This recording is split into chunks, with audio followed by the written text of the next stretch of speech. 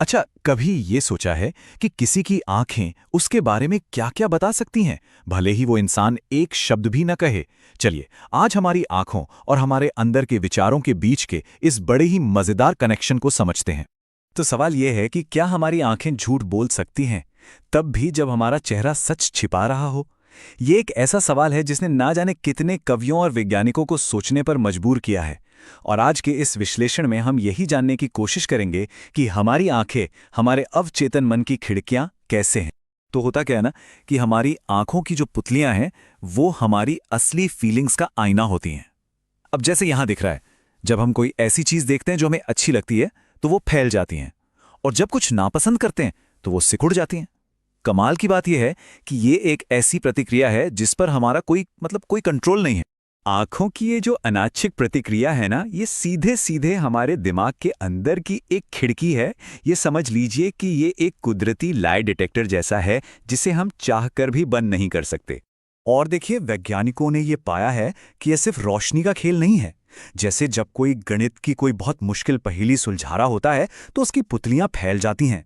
ये सीधा सीधा हमारे दिमाग पर पड़ने वाले, कह सकते हैं कि सोचने समझने और इमोशनल लोड का रिएक्शन है। जरा सोचिए, कोई ताश का खेल चल रहा है। एक जो माहिर खिलाड़ी होता है ना, वो सिर्फ सामने वाले की आंखों की पुतलियों को देखकर ही अंदाजा लगा सकता है कि उसके हाथ में पत्ते अच्छे हैं या बुरे। मतलब ये छोटा सा संकेत इतना ज्यादा पावरफुल होता है। तो अब सवाल ये उठता है कि भाई, अगर ये रिएक्शन इतना सच्चा है तो हम इसे कंट्रोल क्यों नहीं कर पाते? और यही सवाल हमें हमारे मन के उसकी असली प्रकृति के बारे में एक गहरे सवाल की तरफ ले जाता है। और इसका जवाब छिपा है एक अनियंत्रित मन की दो खासियतों में। देखिए, हमारा जो मन है ना, वो नेचुरली दो चीजों से चलता है। एक है चंचलता और दूसरी है सुख की तलाश। ये लगातार एक ख्याल से दूसरे ख्याल पर कूदता रहता है और हमेशा अगली अच्छी लगने वाली चीज की तलाश में रहता है। और बस यही वजह है कि हमारी जो प्रतिक्रियाएं हैं वो इतनी तेज और बिना सोचे समझे होती हैं। पुराने ज्ञान में मन की तुलना अक्सर एक बंदर से की गई है, जो हमेशा कूदता फांदता रहता है, एक डाली से दूसरी पर, बिना किसी मकसद के।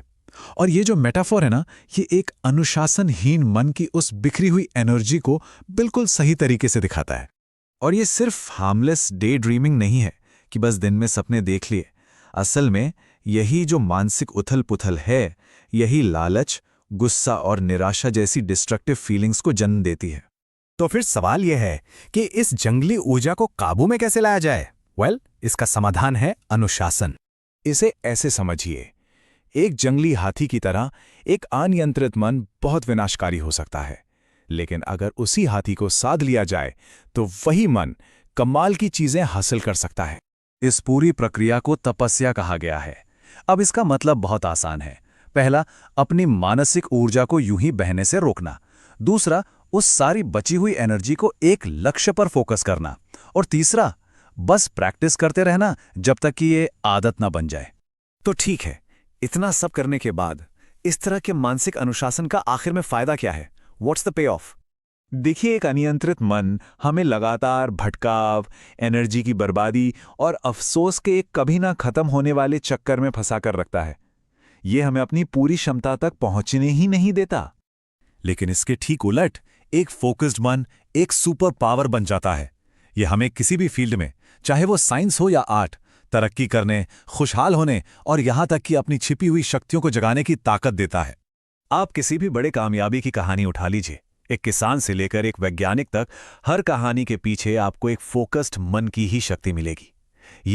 ये समझिए कि सफलता का एक यूनिवर्सल नियम है। और अंत में ये सब हमें सच्चाई और हमारे सच को देखने के नजरिए के बारे में एक बहुत गहरे विचार की ओर ले जाता है। हम दुनिया को, समाज को कुछ समय के लिए धोखा दे सकते हैं, लेकिन एक ऐसी शक्ति है जिसे हम कभी धोखा नहीं दे सकते, सर्वदृष्टा, यानी सब कुछ देखने वाला। अब आप इसे ब्रह्मांड कहें, ईश्वर कहें या अपना ज़मीर, ये एक ऐसा गवाह है जो सब कुछ देखता है, हर पल।